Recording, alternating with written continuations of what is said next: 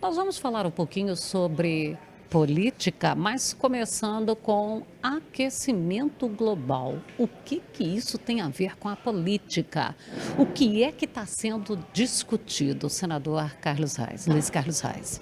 Fabélia, agora a pressão da Europa, dos Estados Unidos, os próprios asiáticos que são nossos concorrentes, o que eles querem fazer hoje?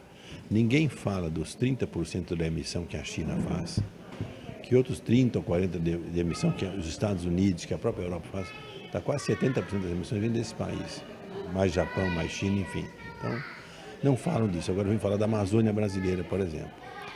E, de uma certa forma, eles querem, é mais uma trava, uma barreira que querem fazer sobre o agro brasileiro.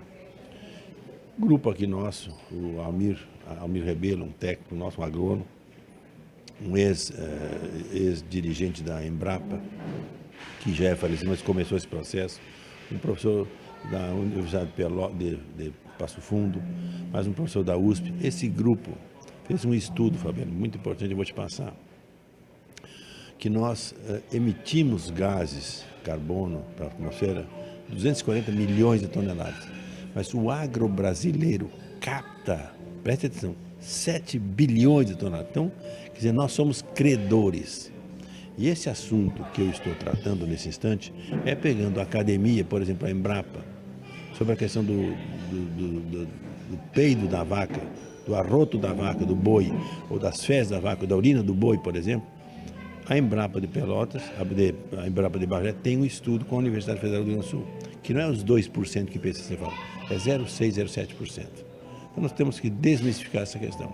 Então, quanto é que nós captamos e quanto é que nós emitimos? Então, esse é um estudo importante, que nós estamos buscando apoio da Embrapa de Campinas, da Embrapa de soja de Londrina, da Embrapa Floresta de Colombo, da Embrapa de Belém. Então nós estamos buscando essas informações para contestar o que o mundo vem falar de nós. Mas aquilo é mais uma trava política. Então tem informações importantes que nós estamos trabalhando e validando essas informações para poder debater com credibilidade. E quando vem se tratando disso, eles querem ouvir a ciência? Como, por exemplo, ouvir doutor Evaristo, ouvir Luiz Carlos Molion e prestar atenção. Eu estou citando dois nomes aqui, muito simples, mas certamente tem muito mais.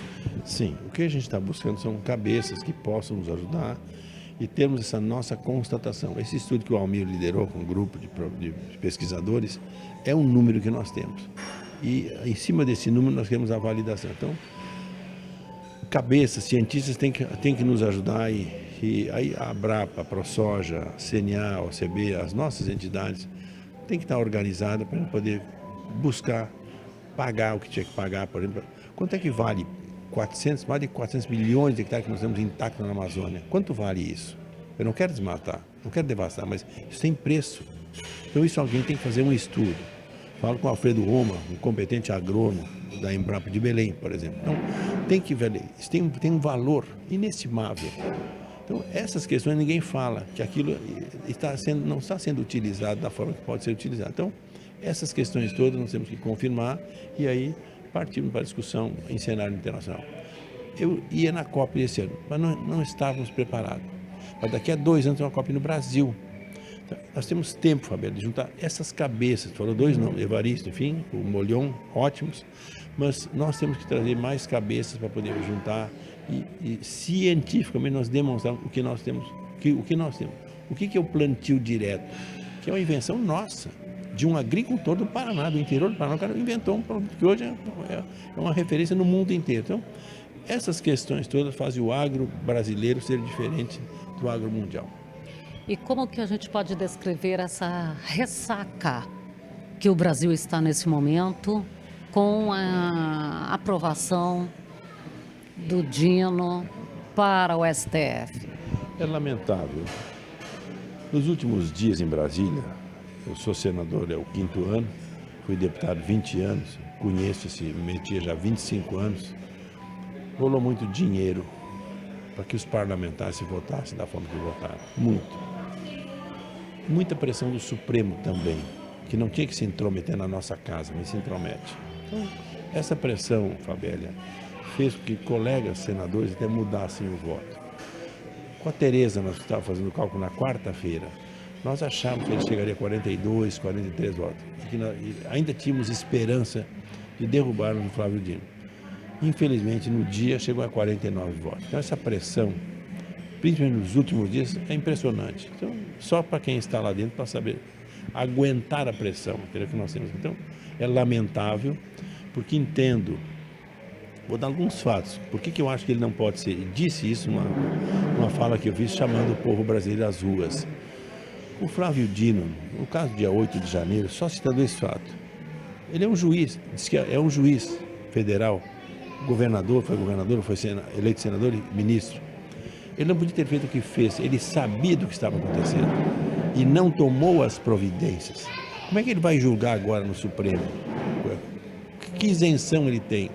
Se naquele momento ele sabia do assunto.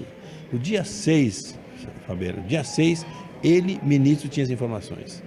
A Força Nacional estava preparada, preparada para conter o movimento. Sabia que teria um movimento pacífico. E no dia do evento, ele estava no seu gabinete, no Ministério da Justiça, acompanhando a mobilização no Congresso, no Palácio Planalto e também no Supremo. A Força Nacional não agiu, mas a Guarda Presidencial, que 365 dias por ano, quer dizer, não tem um dia que a Guarda seja dispensada. Por que nesse dia a Guarda Presidencial foi dispensada? Tudo não tem explicação. E o Flávio Dino é o pivô desse processo todo. Ele não quis fornecer as imagens, para ver. Eu tenho certeza que tinha gente infiltrada no processo.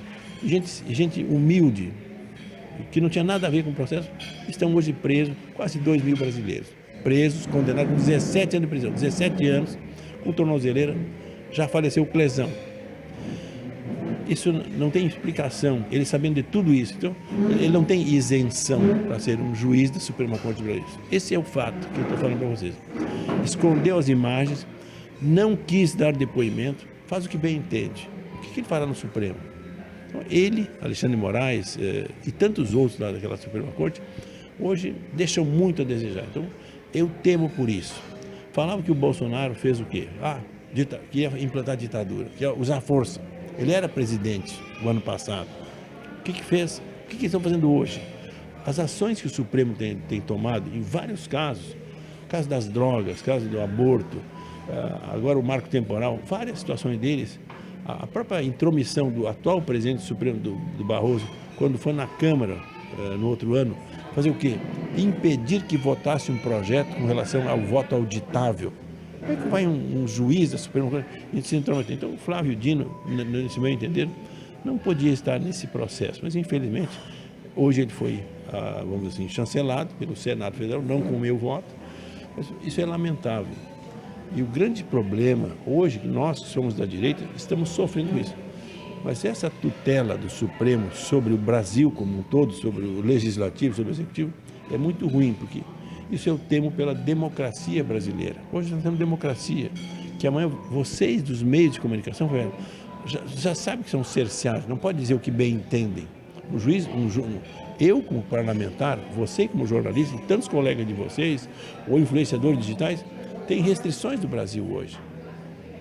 O meu temor é que isso se amplie com o Flávio Dino junto na Suprema Corte Brasileira. Por isso eu não votei nele e pedi voto contrário a ele, porque entendo que não tem condições por alguns fatos que eu citei. Podia citar muito mais, entendeu? Os fatos que eu citei. Então, mas tem alguém lá em cima que está enxergando tudo isso. Deus não dorme, Deus não descansa. Então, o que eu vejo sobre os fatos ocorridos em 8 de janeiro e as posições do Flávio Dino, que são lamentáveis.